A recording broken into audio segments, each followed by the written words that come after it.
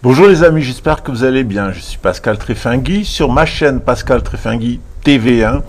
Vous avez aujourd'hui une vidéo qui, j'espère, va vous intéresser sur l'opération anti-grand monarque. Vous allez tout comprendre de comment les milieux lucifériens menés par Jacques Attali en France au service du sionisme internationaliste et François Mitterrand, un égyptomaniaque, ont construit avec la famille Rothschild l'opération anti-monarque. En réalité, ce dont il s'agit, et j'y ai participé moi-même puisque j'ai eu des contacts très rapprochés avec François Mitterrand, en réalité, ce qu'ils veulent, c'est empêcher la venue du grand monarque et du grand pape pour créer une alternative. Oula! Allô? Cette alternative, c'est, vous l'avez compris, Emmanuel Macron. Donc je vous invite à voir cette vidéo. Je reçois des messages souvent désespérés de personnes qui sont victimes de la psychotronique et pour cela, j'ai conçu un cours qui commencera début juillet. La première semaine du juillet, on va rester 12 semaines ensemble, 3 heures par semaine, parce que j'ai de plus en plus de messages de personnes désespérées par la situation actuelle, au point que certaines personnes envisagent même de se suicider. Ce que je ne vous invite surtout pas à faire. Ne vous désespérez pas, c'est l'objectif. Ce qu'ils veulent, c'est entraîner la majorité d'entre vous dans le sous-sol, pour un certain nombre de raisons techniques qui sont liées à ce qui se passe dans les inframondes. Dans le contexte actuel, eh bien, je vous rappelle ce que nous dit la Vierge Marie à Marie-Julie Gianni. Come on to the radio on. It's Friday night and I won't be long. Gotta do my hair, I put my makeup on. It's Friday night and I won't be long. Till I in the dance floor, I got all À Marie-Julie Gianni, elle dit les choses suivantes. Mes enfants, c'est le cœur le plus attristé et rempli d'angoisse que je vous recommande aussi de prier pour la terre de Jérusalem. Une lutte sanglante y sera déclarée, un peu du côté du roi de Perse, pour une possession en ces terres de peu de valeur, c'est-à-dire pour ouvrir un passage à ce qui circule sur la terre. Ce que nous invite à comprendre Marie-Julie Gianni est que dans le cadre de canal Ben Gurion, qui doit doubler le canal de Suez et dans le cadre des routes commerciales terrestres, notamment de l'exploitation du gaz entre Chypre et Israël, eh bien, ce petit territoire de faible valeur, c'est-à-dire Gaza, est l'objet d'une lutte sanglante. C'est exactement ce que nous dit Marie-Julie Gianni. Elle nous en dit la cause. Ça n'a rien à voir avec le Hamas, ça n'a rien à voir avec le sionisme, ça a à voir avec les intérêts financiers d'une famille de banquiers propriétaires de l'État sioniste. Il s'agit donc d'ouvrir un canal, le canal Ben Gurion, et d'exploiter le gaz et les hydrocarbures qui ont été trouvés au large de Gaza, qui sont équivalents de la quantité de gaz que détient Dubaï. Donc imaginez-vous.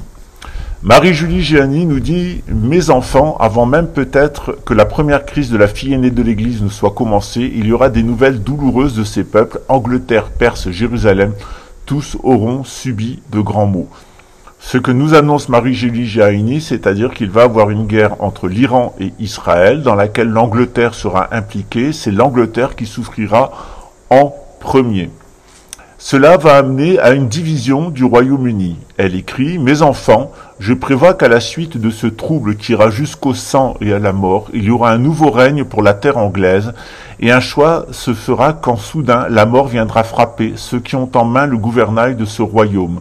Pour cette terre, il n'y a pas des années à attendre le choix d'un gouvernement. Il se fera bien du mal et cette terre sera divisée en 4 parties car leurs volontés ne s'accorderont nullement. » Donc c'est donc une division du Royaume-Uni et une chute de la famille royale d'Angleterre qui va annoncer la suite.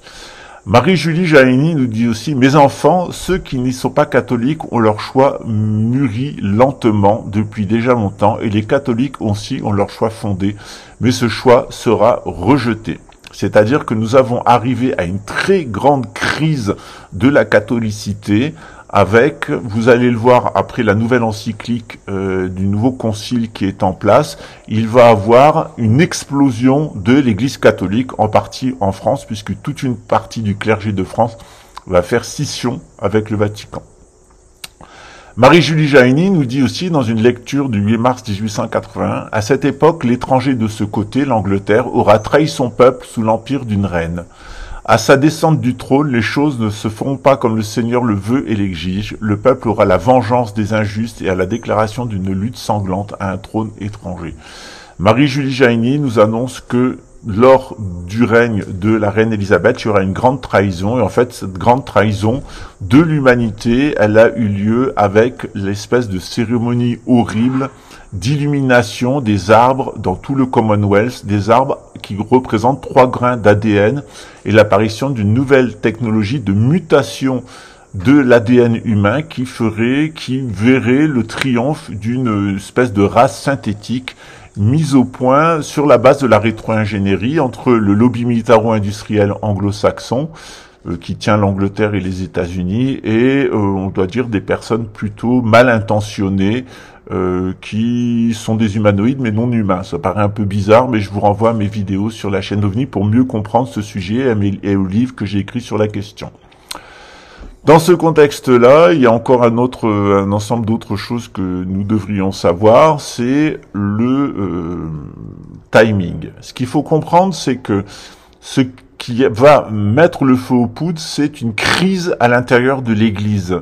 Et cette crise, elle est en cours, puisqu'on attend le résultat du nouveau concile. On va avoir une sorte de Vatican III, en réalité, qui va provoquer une déflagration mondiale dans l'Église catholique. Le pape a annoncé sa visite à l'automne en Russie, puisqu'il s'y arrêtera en allant en Mongolie pour voir le patriarche orthodoxe de toutes les Russies. Quand, à son retour, la guerre, nous dit Marie-Julie Jaïni, sera déclarée par la France. On nous annonce aussi une grande révolution en France, une agitation à l'Assemblée nationale qui commencerait à partir du mois de juillet. Donc on y est, donc on va avoir une agitation, un grand désaccord à l'Assemblée nationale où il n'y aura pas de majorité. Et puis il va y avoir une semaine absolument décisive de catastrophe dans les décisions qui sont prises. 4 à 7 semaines de révolution en France, donc ça va être vraiment la guerre au peuple qui va être menée par le pouvoir. Les tensions autour de la guerre en Ukraine vont amener un éloignement de l'armée et des forces de l'ordre parce que le pouvoir en place aura peur d'un coup d'État militaire et déplacera l'armée vers la Roumanie, vers l'Estonie pour empêcher un coup d'État en France.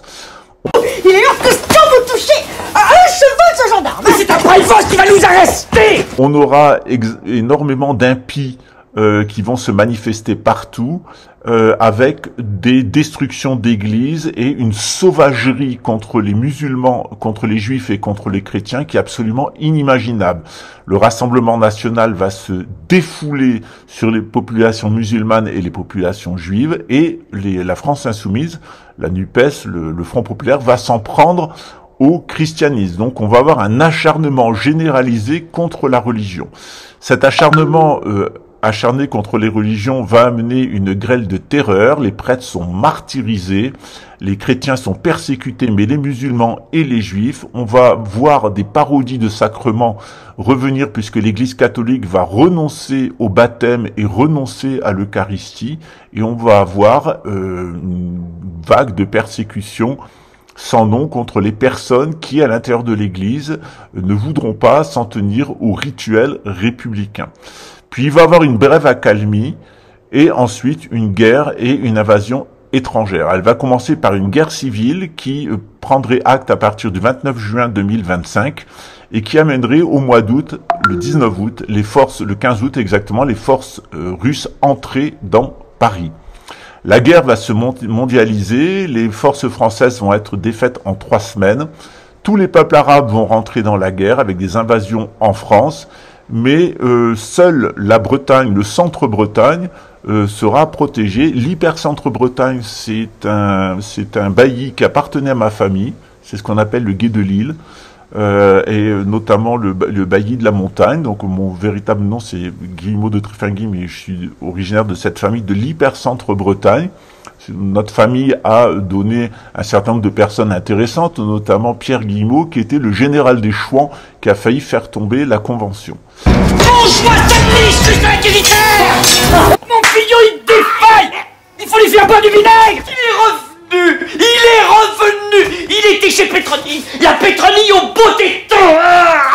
Dans ce contexte-là, eh bien, ne vous inquiétez pas. À partir de la fin de 2026, après l'invasion russe et la collaboration de la gauche avec l'Algérie et la Russie pour maintenir l'ordre en France et en finir avec l'extrême droite, nous allons avoir une reconquête qui va se faire à partir de l'aide qui nous seront données par les Marocains, les Espagnols, les Portugais, sans doute les Brésiliens, les Irlandais, les Gallois et les Écossais qui vont aider le roi de France, le roi légitime, un roi descendant de Louis XVI, qui rentrera en suivant l'itinéraire de Jeanne d'Arc pour libérer la France, ensuite l'Italie et qui foncera ensuite sur la Grèce et sur Jérusalem pour mettre fin à la guerre. Il y aura des apparitions surnaturelles partout de la croix. Une petite flamme se manifestera en temps voulu devant les personnes profondément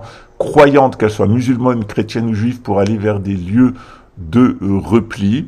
Mais hélas, nous allons assister à un ensevelissement total de l'Église, puis une destruction totale de la République, avec un espèce de régime totalitaire, une 6e République, et ensuite la venue du roi. Donc dans ce contexte-là, ne paniquez pas, continuez à faire vos pratiques religieuses, organisez-vous, ne votez pas. Si vous voulez faire opposition localement, vous pouvez voter pour le parti gaulliste, qui est le successeur en fait de la droite monarchiste. C'est ce qu'on appelait le parti social, qui a été au pouvoir seulement sous le général de Gaulle et un petit peu juste avant la Troisième République.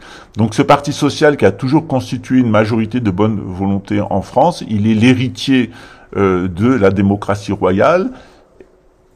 Je m'en fous! Ne porte pas mon fillot, c'est la famille! Si vous voulez voter, ben votez pour ces gens-là, mais il est quand même mieux de ne pas voter. Comme d'habitude, tu as dégoté des copains qui sont top!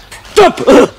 Au niveau local, organisez-vous, loin de l'extrême droite et loin de l'extrême gauche, mais surtout en ne rentrant pas dans les pièges de la fausse sécurité qui serait donnée par la Macronie. C'est là le piège, c'est que vous n'adhériez pas à Macron par choix, mais par défaut. Et c'est le piège dans lequel il vous a déjà fait tomber 2 fois. Ne tombez pas dedans une 3e fois et laissez la France aller à son destin, puisque des instants difficiles nous attendent, mais au final, on sera libéré et de la présence américaine, de la présence sioniste, et qu'il y a autre chose qui va se mettre en place pour nous avant tous les autres peuples. Après, on servira d'exemple, puisque c'est notre exemple qui va nourrir le monde musulman et qui va permettre la manifestation de l'imam al-Mahdi, dont je pense pour ma part qu'il est actuellement au Maroc, et ensuite, eh bien, la venue du Christ qui mettra un terme au règne de l'antéchrist anglo-saxon et de la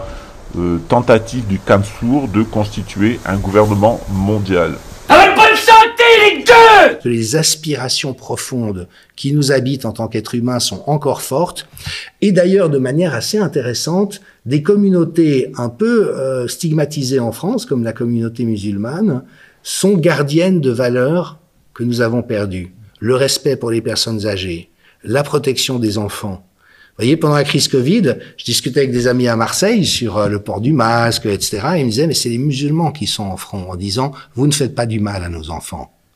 Donc, ce que je trouve de beau, c'est qu'on peut peut-être aspirer dans la recréation d'un nouveau contrat social au fait d'honorer ce que chaque communauté, chaque tribu, chaque groupe a de valeureux et d'admirable et d'honorable et que peut-être d'autres groupes ont perdu pour pouvoir reconstituer ensemble quelque chose qui soit très tolérant des diversités à l'intérieur, bien sûr, d'un pacte où on va pas appliquer la charia. On va admirer la manière dont les musulmans traitent les personnes âgées et les enfants, mais on va pas inviter la charia dans nos cités. Mais sire! Un sarrasin! Mais sire! C'est sorcellerie! Mais sire! Mais sire! Un sarrasin dans une chariote du diable! C'est tout ferré, il y a point de bœuf pour tirer! Oh là là, messire, venez voir! Là, messire, là! Pater Noster, Quis in Cielus, sanctificetur nomen tuum, adveniat regnum tuum. Apprendre des uns et prendre ce qu'il y a de bon chez les uns et laisser ce qu'il y a de mauvais. Pour que le résultat soit meilleur pour tout le monde, parce que je crois pas que ça serait très sain non plus pour les populations musulmanes que la charia vienne en France. Eh bien, Jean-Dominique Michel, merci beaucoup pour cet entretien essentiel autour de votre livre, La fabrication du désastre. Ce qui m'a marqué, c'est que même si vous parlez de choses qui sont très sérieuses, qui sont même parfois noires, puisque vous parlez de mensonges, de trucages des données, de corruption systémique, de répression, de manipulation psychologique, sont des termes qui sont durs à entendre, durs à lire, mais en fait, quand on lit, on sort avec de l'espoir. Merci. Et j'invite tout le monde à le lire parce que je pense que cette prise de conscience, elle passe par comprendre. Donc l'autopsie, le premier livre, c'était l'autopsie. La fabrication, tout à l'heure, vous avez parlé d'un troisième livre. C'est un véritable challenge. Bon, il reste encore 6 mois en 2024 pour en écrire un autre. Ça va vous tenir occupé. 1000 sources aux éditions Résurgence. Les années Covid, crimes contre la démocratie et le déferlement totalitaire. C'est, à mon avis, un livre à lire pour l'été parce que ça permettra d'en discuter entre vous. Ça peut se lire d'un seul tenant ou comme ça peut se lire quand on se pose des questions sur une industrie en particulier. Et j'ai vraiment énormément apprécié ce livre qui est préfacé par Christian Perron avec une postface de Michel Mavezoli et de Hélène Stroll. Donc, comme vous l'avez dit, un maître à penser, quelqu'un avec qui vous partagez. Jean-Dominique Michel, le mot de la fin pour vous, c'est qu'est-ce que vous voulez dire aux lecteurs de France Soir? Merci.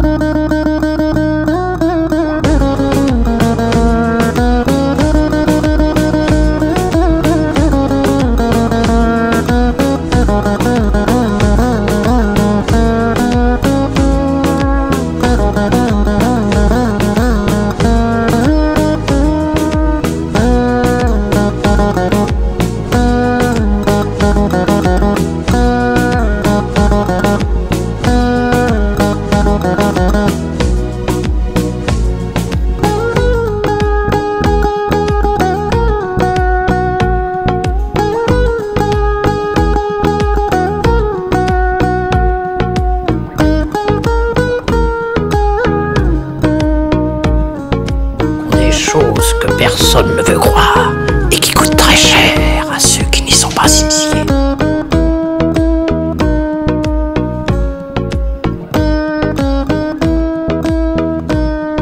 Te voilà prestement initié au secret de la pomme, en feras-tu bon usage?